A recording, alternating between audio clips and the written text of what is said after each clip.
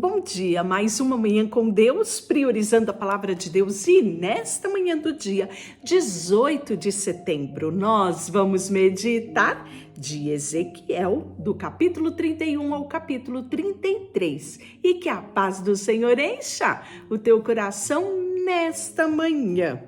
No 12º ano do terceiro mês, do primeiro dia do mês, veio a minha palavra do Senhor dizendo: Filho do homem, dize a Faraó, o rei do Egito, e a multidão do seu povo, a quem é semelhante na tua grandeza. Eis que a Síria era um cedro no Líbano, de lindos ramos, de sombrosa folhagem, de grande estatura, cujo topo estava entre os ramos espessos. As águas a fizeram crescer.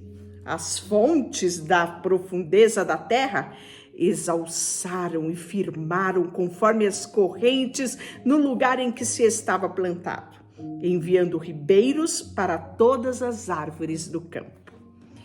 Ontem mencionei os grandes impérios, não é?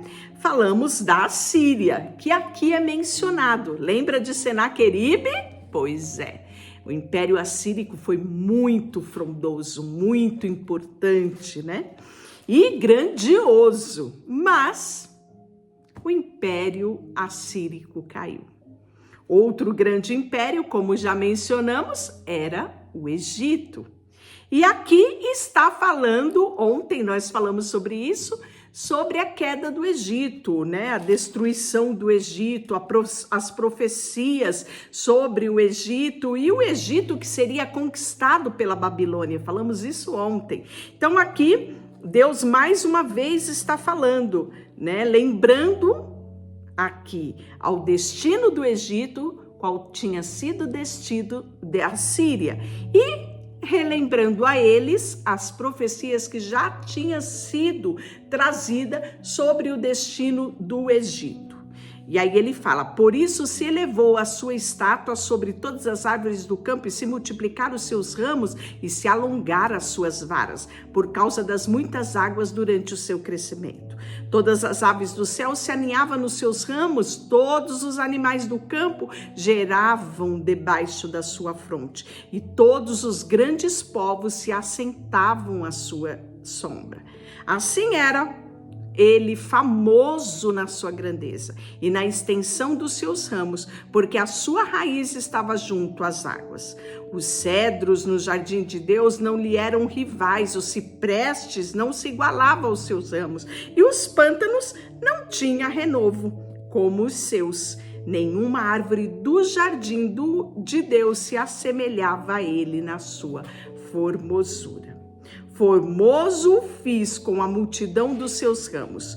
Todas as árvores do Éden estavam no jardim de Deus e tiveram inveja dele. Portanto, assim diz o Senhor Deus: como sobremaneira se elevou e se levantou o seu topo no meio dos espessos ramos, e o seu coração se exaltou na sua altura, eu o entreguei na mão das poderosas nações, que lhe dará o tratamento segundo merece a sua perversidade, lançando-os fora. Os mais terríveis estrangeiros das nações cortaram e o deixaram, caíram, e os seus ramos sobre os montes e todos os vales, os seus renovos foram quebrados por todas as correntes da terra. Todos os povos da terra se retiraram da sombra e o deixaram. Todas as aves do céu habitaram na sua ruína, e todos os animais do campo se acolherão sob os seus ramos, para que toda árvore junto às águas não se exalte na sua altura, e nem se levante no seu topo no meio dos ramos espessos, e nem bebam as águas e venham a confiar em si mesmo, por causa da sua altura, porque todos os orgulhosos estão entregues à morte, e se abismarão as profundezas da terra. No meio dos filhos dos homens, os que descem a cova. Assim diz o Senhor Deus, no dia em que ele passou para além, fiz com que houvesse luto por sua causa, cobri as profundezas da terra, retive as correntes e as suas muitas águas o detiveram. Cobri o Líbano de preto por causa dele, e todas as aves do campo desfaleceram por causa dele. Ao som da sua queda fiz tremer as nações, quando o fiz passar para além, com que descem a cova. Todas as árvores do Éden, a fina flor, o melhor do Líbano, todos foram regados pelas águas e se consolavam nas profundezas da terra. Também estas com ele passaram para o além, a juntar-se aos que foram traspassados a espada, sim, aos que foram seu braço, e com eles assentados à sombra no meio das nações, a quem, pois, é semelhante em glória, em grandeza entre as árvores do Éden. Todavia descerás as árvores do Éden, as profundezas da terra, no meio dos incircuncisos, jazerá com os que foram transpassados a espada. Este é o Faraó e a sua pompa, diz o Senhor Deus. E aí vai ter mais lamentação contra Faraó e o Egito. Então, para você ver quantas profecias houve a respeito do Egito. No duodécimo mês, do primeiro dia do mês, veio a minha palavra do Senhor dizendo: Filho do homem, levanta uma lamentação contra Faraó, rei do Egito, e diz-lhe: foste comparado ao filho de leão entre as nações, mas não passas de um crocodilo na água. Agitavas as águas, turvava-se os pés, sujando os rios.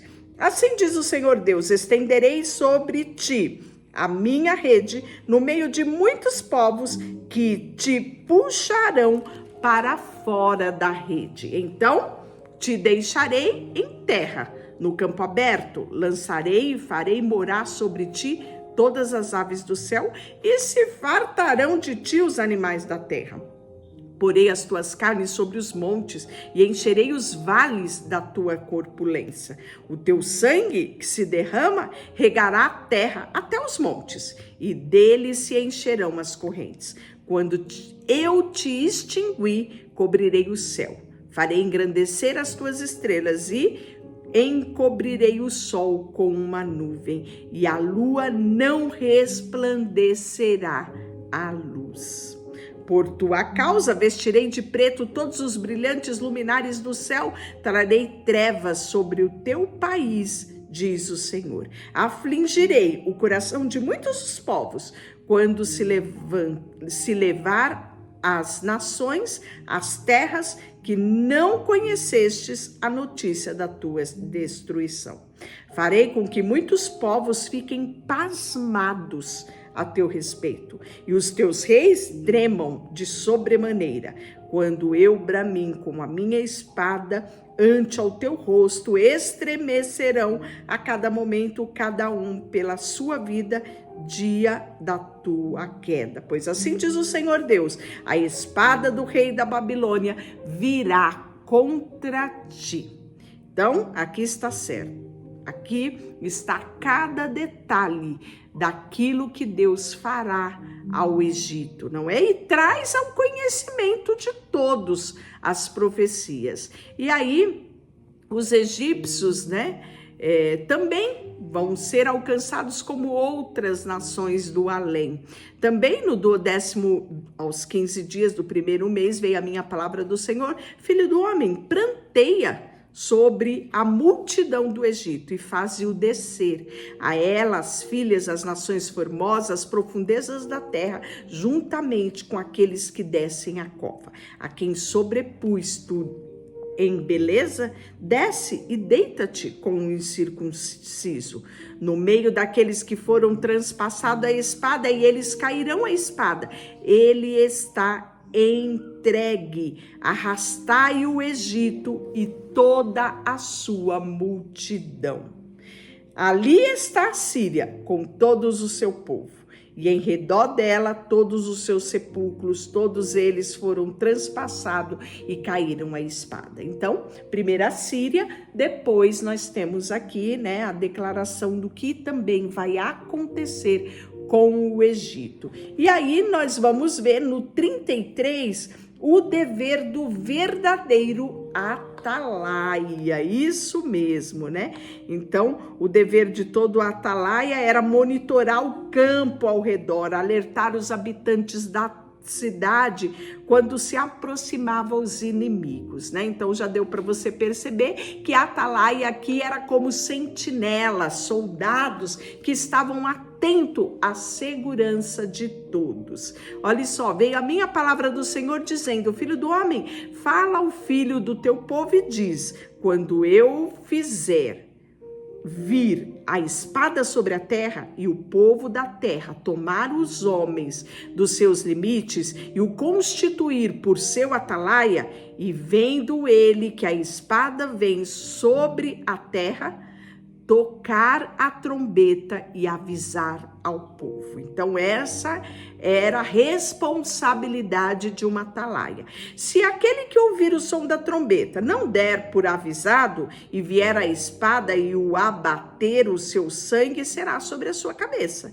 Ele ouviu o som da trombeta e não se deu por avisado, e o sangue será sobre ele, mas o que se dá por avisado salvará a sua vida. Mas se o atalaia vir que vem a espada e não tocar a trombeta e não for avisado o povo, se a espada vier abater a vida deles, e se este for abatido na sua iniquidade, mas o seu sangue será derramado sobre a cabeça do atalaia. A ti, pois, ó filho do homem, te constituí por atalaia, sobre a casa de Israel. Tu, pois, ouvirás a palavra da minha boca e lhe darás aviso da minha parte. Então, aqui, Deus está falando com o profeta Ezequiel sobre o dever de um sentinela, o dever de uma atalaia, né? Então, ele faz a menção a um atalaia, um sentinela físico, a responsabilidade que ele tinha com a sua nação, com o seu povo, né? De estar atento, principalmente no turno da noite, algum perigo eminente, cabia a ele avisar a todos. Aqui você vê claramente Deus usando esta visão do atalaia, do sentinela físico, para posicionar o profeta Ezequiel, colocando ele como atalaia sobre o povo, onde ele deveria tocar a trombeta. Que trombeta era essa? A palavra de Deus, as profecias, as ordens, os alertas que Deus trazia sobre a vida do profeta, ele deveria repassar o povo, e cabia ao povo tomar posição. Se eles resolvessem não obedecer, tudo aquilo que acontecesse a eles seria a responsabilidade deles mesmo, porque coube ao profeta trazer sim o alerta como um bom e verdadeiro atalaia. E se eu disser ao perverso, o perverso certamente morrerá, e tu não falares para avisar ao perverso do seu caminho, morrerá esse perverso na sua iniquidade, mas o seu sangue eu derramarei sobre ti. Então, olha a responsabilidade deste profeta Ezequiel. Não só dizer ao povo, mas até mesmo aqueles que eram perversos deveriam ser avisados do perigo, né? Tu, pois, filho do homem, diz à casa de Israel, assim falai vós, visto que as vossas prevaricações e os nossos pecados estão sobre nós, e nós desfalecemos nele, como, pois, viveremos? Diz-lhes, tão certo como vivo, diz o Senhor Deus, não tenho prazer na morte do perverso, mas em que o perverso se converta do seu mau caminho e viva, né? Então, falamos muito a respeito desse texto, de que Deus ele não tem prazer na morte do perverso. Em outras versões fala na morte do ímpio, mas a vontade de Deus é que todos venham a conhecer o caminho e a vida, que é Jesus, né? E aí, tu, pois, filho do homem, diz aos filhos do povo: a justiça do justo não o livrará no dia da transgressão. Quanto à perversidade do perverso, não cairá por ela no dia em que converter da sua perversidade, nem o justo pela justiça, pois viverá o dia em que pecar. Quando eu disser ao justo que certamente viverá, e ele, confiando na sua justiça, praticar iniquidade, não me virão à memória todas as suas justiças, mas as suas iniquidades que pratica, ele morrerá. Quando eu também disser ao perverso, certamente morrerá, e ele se converter do seu pecado e fizer juízo e justiça, e restituir o perverso penhor, e pagar ao furtado, e andar nos estatutos da vida, e não praticar iniquidade, certamente este viverá e não morrerá. De todos os seus pecados que cometeu, não se fará memória contra eles. Juízo e justiça fez, certamente este viverá. Todavia, filho do teu povo diz: não é reto o caminho do Senhor, mas o próprio caminho deles é o que não é reto. Desviando-se o justo da sua justiça e praticando a iniquidade, morrerá nela. E convertendo-se o perverso da sua perversidade e fazendo juízo e justiça, por isto mesmo viverá. Todavia vos dizeis: não é reto o caminho do Senhor, mas eu vos julgarei cada um segundo os seus caminhos, ó casa de Israel. E o castigo de Israel por causa da sua presunção. Este é o texto final do capítulo 33, a partir do versículo 21. No 10º do ano do exílio, aos 5 dias do 10º mês, veio a minha palavra do Senhor, que tinha escapado de Jerusalém, dizendo: caiu a cidade. Então aqui nós estamos vendo, né, a destruição de Jerusalém. E nós vamos ver que esse contexto aqui é aquilo que está relatado em 2 Reis 23, do 25, do 3 ao 10. Jeremias também vai relatar essa ocorrência em Jeremias 39, do 2 ao 8, do 52, do 4 ao 14. Ora, a mão do Senhor estivera sobre mim pela tarde, antes que viesse, eu tinha escapado. Abri-me a boca antes, e pela manhã vir ter comigo o tal homem, e uma vez aberta, já não fiquei em silêncio. Então veio a palavra do Senhor dizendo: filho do homem, os moradores deste lugar, desertos da terra de Israel, falaram dizendo: Abraão era um só, no entanto, possui essa terra. Ora, sendo vós muitos, certamente essa terra não foi dada por possessão. Diz-lhe, portanto, assim diz o Senhor Deus: comei a carne com sangue, e levantai os ossos para os vossos ídolos, e derramai sangue, porventura haverá de possuir a terra? Vós vos estribais sobre a vossa espada, cometeis abominação, e contamina cada um a mulher do seu próximo, e possuireis a terra? Assim lhe dirás, assim diz o Senhor: tão certo como vive, e o que estiver em lugares desertos cairão a espada, e o que estiver no campo aberto o entregarei às feras, para que devore, e os que estiverem em fortaleza e em caverna morrerão de peste. Quanto a ti, filho do homem, os filhos do teu povo falam de ti junto aos muros, e nas portas da casa fala com outro, cada um seu irmão, dizendo: vinde, peço-vos, e ouvi, cada qual é a palavra que procede do Senhor. Ele vem a ti, como o povo costuma vir, e se assenta diante de ti como o povo, e ouvem as tuas palavras, mas não põem por obras. Com a boca professam muito amor, mas o coração é só ambicioso e tendencioso ao lucro.